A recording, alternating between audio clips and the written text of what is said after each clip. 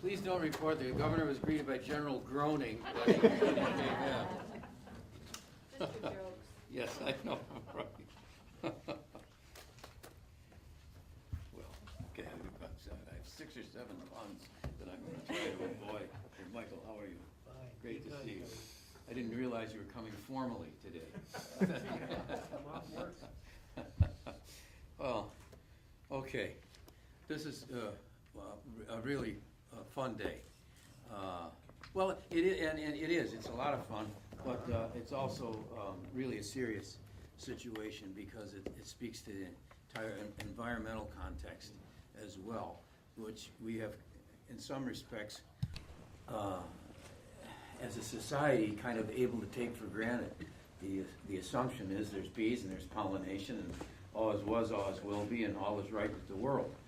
And obviously, that has not been the case. And I have to, of course, Michael knows this, I have to go by way of full disclosure on this.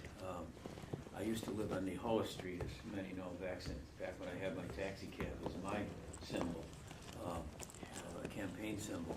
And I lived in a little cottage there, 1516 New Hoa. And Mike? Oh, yeah. Believe it or not, we can't hear you. I'm going to go back in. That must be the first time in my life that I've ever said that. Sorry. But anyway, really, the full disclosure, there on the Hoa Street, and I think I had, I can't remember, Michael, you actually saw the beehive that was in my Christmas berry tree in the front yard. It was by the time it came to full extension, it must have been 7 or 8 feet, maybe more. Maybe it was 10. It went up in the upper branches all the way down the trunk. So I don't know how many 100,000 bees there were with these massive honeycombs and hive naturally in the tree, and right next to the path into the little cottage that I had while I was in the legislature. That's how I first came to be acquainted with bees, and then our friend George Hudis began his beekeeping activities there. So then we began to keep. Oh, George, there you are! I didn't even know. Honest, I didn't see you there. Great, and. Well, you remember then, George. You could tell us better than I, because we became fascinated with it. And of course, George actually then delved into all of it, and we began to have a series of box hives along the stream, along the little Makiki stream there. And the realities, if you will, just on that little personal scale, brought home what bees are. To really the survival of humanity, and so it was rather shocking to me because I don't, of course it shouldn't have been, but I just kind of assume, well, bees, maybe the coffee borer will get in there, and other things will be attacked. Papaya got hit with a ringworm and not ringworm. Ringworm. Yeah, I'm thinking of, next thing I'll be talking about ukus. So, the ring spot and all that. So all that took place, but for some reason it just never occurred to me that we'd find the same kind of plague, if you will, and that what the meaning of that might be. And in the process, of course, with the proclamation I'm going to do, Danielle Downey came to us, and if there was a poll taken within various categories of most valuable player or whatever it is, I think it's a consensus that Danielle has become the most valuable player in aviary activity. Aviary. Now I'm with the birds.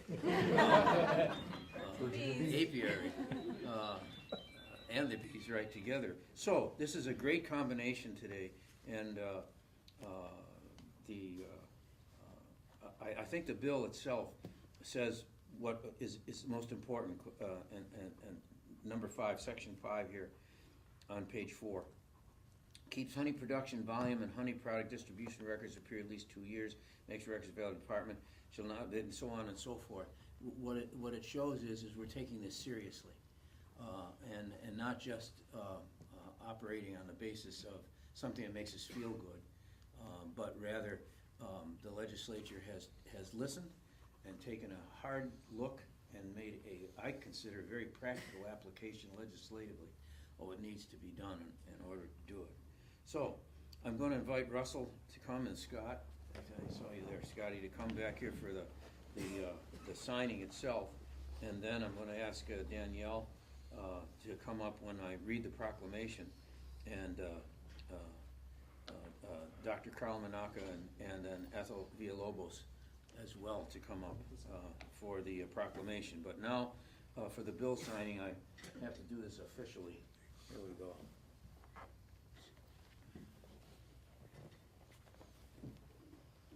George, never occurred to me when we were looking at when you told me one day the hive fell, right? Remember, it just from the sheer weight of it, it finally just collapsed one day, and it never occurred to me we'd be doing this today. You were always very good to those bees. Yes, yeah. Oh. White paper and. Yes, that's right.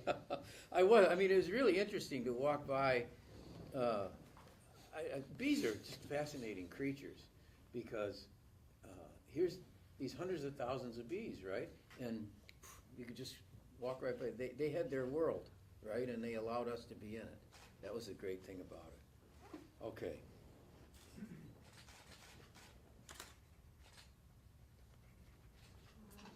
Done.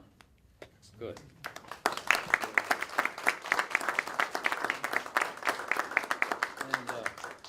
And now I've got the proclamation here. I'd like Danielle and Carl and Ethel to come up as well, please.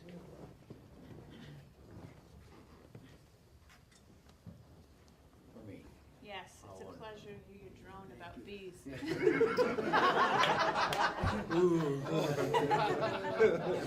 That was definitely worse than mine. And so before I tell anybody to buzz off, okay. This proclamation is presented in recognition of Hawaii Pollinator Week, and it was first designated in the Senate and the Department of Ag in June of 2007. And this pollinator partnership idea is, of course, to address declining pollinator populations. We want to deal with that. And the vital role then of bees, and of course birds, butterflies, bats, beetles, the whole spectrum, in maintaining a healthy and diverse ecosystem has become problematic for us, and so therefore has to be addressed. Particularly if we're to sustain our commitment to a diversified agriculture in the state of Hawaii.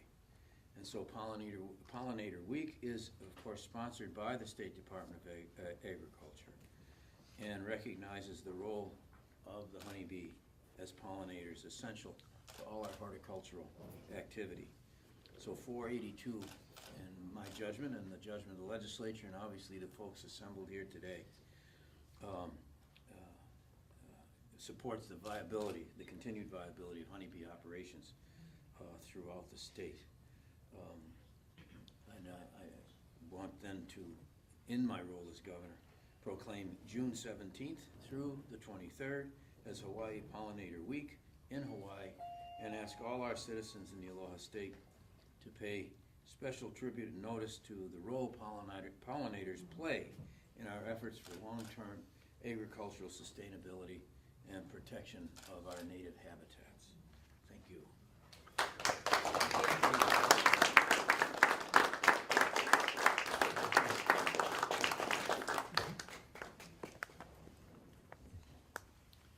Anybody care to say a few words?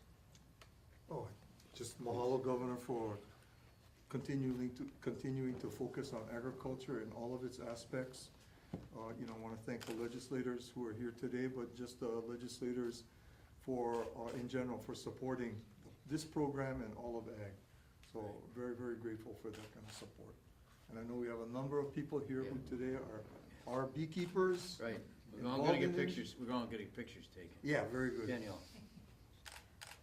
Thank you very much for supporting what we do, and I'm so glad to see in a, just in time response to knowing how important bees are for our healthy ecosystem, for our food chain, and not just honeybees, but Hawaii has a lot of special bees, and I'm glad that this year, this event, this is the second year that we've proclaimed this, and it's growing, and I hope it gets better and better and just in time. So Hawaii has a great opportunity to look at what the mainland did in the similar bee crisis and think, what can we do better? How can we do better than that? And I think we're on our way. Good. So thank you. Excellent. And I'm pleased to see so many old friends too who are gathered as well. Even though, are you keeping bees, Steve, or are you just here cheerleading? I began when I was 12 years old with my first beehive. I've only got 8 now. I said, well, there you are, you see? The secret life of Steve Montgomery. Now we know. Okay, good. Well, let's take some pictures then, everybody. So, I don't, can you self-designate groups or individuals and so on, how you'd like to do it? Why don't we go to legislators?